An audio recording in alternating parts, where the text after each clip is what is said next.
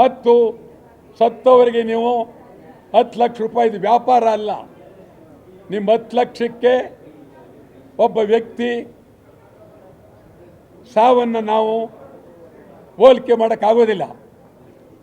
10 ಲಕ್ಷ ಕೊಡದೆ ಅಗೌರವ. ನೀವು ಇಡೀ ಅವನ ಮುಂದಿನ ಭವಿಷ್ಯದಲ್ಲಿ ಏನೇನಾಗ್ತಾ ಇತ್ತು ಆ ಮನೆಯಲ್ಲಿ ಕೇಳಿ ಮುಂದಿನ ಭವಿಷ್ಯ ಕನಿಷ್ಠ ಸುಮಾರು 50 ವರ್ಷದ ಜೀವನದ ಬಗ್ಗೆ ಸರ್ಕಾರ ಪ್ರಾಮಾಣಿಕವಾಗಿ ಮಾಡಬೇಕಾಗಿತ್ತು. ಆ ದೃಷ್ಟಿಯಿಂದ ನಾನು ಇದನ್ನು ಉನ್ನತ ಮಟ್ಟದ ತನಿಖೆ ಹೈಕೋರ್ಟ್ ನಡೀಬೇಕು. ಮತ್ತು ರಾಯಲ್ ಚಾಲೆಂಜ್ ಇದು ಮೊದಲು ಒಂದು ರೀತಿ ಕ್ರಿಕೆಟ್ ಅಂದರೆ, ಹಿಂದೆ ಕ್ರಿಕೆಟ್ ಎಲ್ಲಿ ನಡೀತಾ ಇತ್ತು ಅಂತಂದರೆ ಸೆಂಟ್ರಲ್ ಕಾಲೇಜ್ ಕ್ರಿಕೆಟ್ ಮೈದಾನದಲ್ಲಿ ನಡೀತಾ ಇತ್ತು. ಆವಾಗ ಅದು ಕ್ರಿಕೆಟ್, ಅದು ಆಟ. ಚಿನ್ನಸ್ವಾಮಿ ಕ್ರೀಡಾಂಗಣಕ್ಕೆ ಬಂದಾಗಲೂ ಸ್ವಲ್ಪ ಆಟ.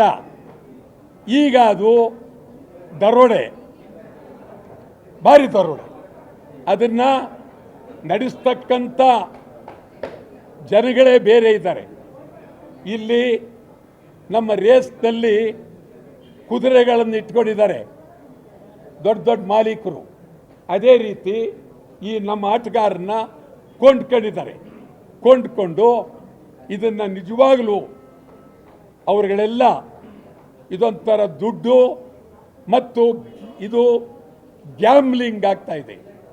ನಿಜವಾಗಲೂ ಪಾಪ ನಿರಪರಾಧಿ ಹುಡುಗರು ಸುಮಾರು 25-30 ವರ್ಷದಿಂದ ಕೆಳಗಿರುವ ಮಕ್ಕಳಿಗೆ, ಯುವಕರಿಗೆ ಇದು ಗೊತ್ತಿಲ್ಲ.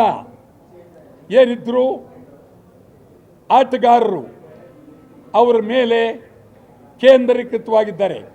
ಈ ಬಗ್ಗೆ ಕೇಂದ್ರ ಸರ್ಕಾರ ಪ್ರಾಮಾಣಿಕವಾಗಿ ಇದರ ಹಿಂದೆ ಏನಿದೆ, ಮುಂದೆ ಏನಿದೆ, ಇದು ಕ್ರೀಡೆಯಾಗಿ ಉಳಿಯೋದಕ್ಕೆ ಏನು ಮಾಡಬೇಕು, ಸಮಗ್ರವಾಗಿ ಕ್ರೀಡೆಯಾಗಿ ಉಳಿಬೇಕಿದ್ದು. ಜೂಜಾಗಬಾರ್ದು, ಬೆಟ್ಟಿಂಗ್ ಕಟ್ಟಬಾರ್ದು, ಎಲ್ಲವನ್ನು ನಿಲ್ಲಿಸಿ ಮಾಡಬೇಕು. ಇದು ನಿಜಕ್ಕೂ ಭಾಳ ನೋವಾಗುತ್ತೆ. ಇದನ್ನು ಇಡೀ ಸಮಗ್ರ ಜನತೆ ಇದರ ಬಗ್ಗೆ ಚಿಂತನೆ ಮಾಡಬೇಕು. ಯುವ ಜನಾಂಗ ಚಿಂತನೆ ಮಾಡಬೇಕು, ನ್ಯಾಯಾಲಯ ಚಿಂತನೆ ಮಾಡಬೇಕು, ಮಾಧ್ಯಮದವರು ಚಿಂತನೆ ಮಾಡಬೇಕು. ಮುಂದಿನ ದಿನದಲ್ಲಿ ಇದರ ಬಗ್ಗೆ ಭಾಳ ಗಂಭೀರವಾಗಿ ಚಿಂತನೆ ಮಾಡಬೇಕಾಗುತ್ತೆ ಅಂತೇಳಿ ನಾನು ಕಳಕಳಿಯಿಂದ ಮನವಿ ಮಾಡ್ತೀನಿ.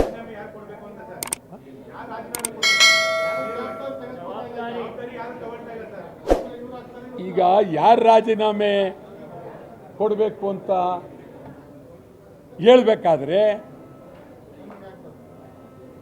ನ್ಯಾಯಾಂಗ ತನಿಖೆಗೆ ಕೂಡಲೇ ಒಪ್ಪಿಸಿ 15 ದಿವಸದೊಳಗಾಗಿ, ಇದೇನು ದೊಡ್ಡದೇನಲ್ಲ, ಇದಕ್ಕೆ ಸಾಕ್ಷಿ ಇದಕ್ಕೆಲ್ಲ ಬೇರೆ ಬೇರೆ ಊರಿಗೆ ಹೋಗಬೇಕಾಗಿಲ್ಲ.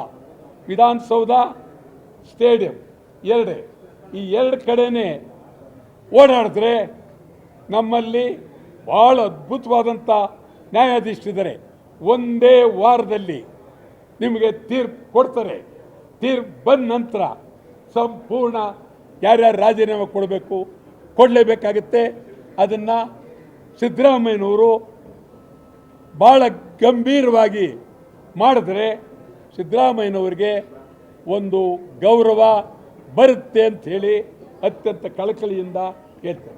ಲೇಟೆಸ್ಟ್ ಹಾಗೂ ಇಂಟ್ರೆಸ್ಟಿಂಗ್ ಸುದ್ದಿಗಳಿಗಾಗಿ ಬಾಸ್ ಟಿವಿ ಕನ್ನಡ ಚಾನೆಲ್ನ ಸಬ್ಸ್ಕ್ರೈಬ್ ಮಾಡಿ. ಹಾಗೆಯೇ ಬೆಲ್ ಐಕಾನ್ ಪ್ರೆಸ್ ಮಾಡಿ. ಇದರ ಜೊತೆಗೆ ಫೇಸ್ಬುಕ್, ಇನ್ಸ್ಟಾಗ್ರಾಮ್, ಎಕ್ಸ್ನಲ್ಲೂ ಮಿಸ್ ಮಾಡದೆ ಫಾಲೋ ಮಾಡಿ.